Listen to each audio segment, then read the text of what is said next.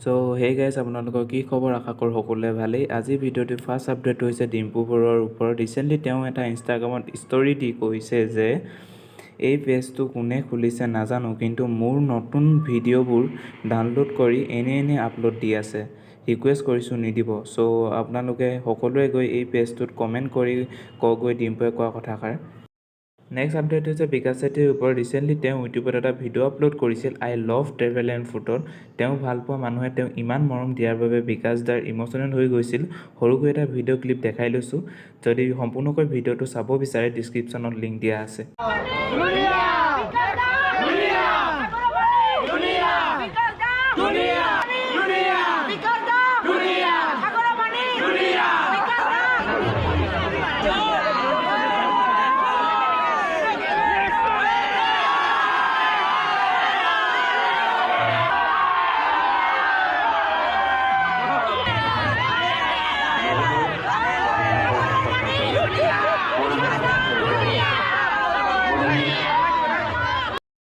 next আপডেটটো হৈছে লুইনজ্যোতি মাকৰ ওপৰত তেওঁ বহুকেইদিন ধৰি চিকিৎসাধীন হৈ আছিল হস্পিটেলত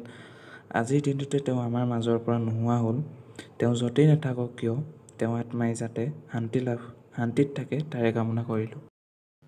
চ' আজিলৈ ইমানেই আছিল যদি ভিডিঅ'টো ভাল লাগে লাইক শ্বেয়াৰ আৰু যোনসকলে মোৰ চেনেলত নতুন হয় প্লিজ চেনেলটো ছাবস্ক্ৰাইব কৰি দিবা আৰু ইনষ্টাগ্ৰামত গৈ ফ'ল' কৰি দিবা ত' আজিলৈ ইমানেই বাই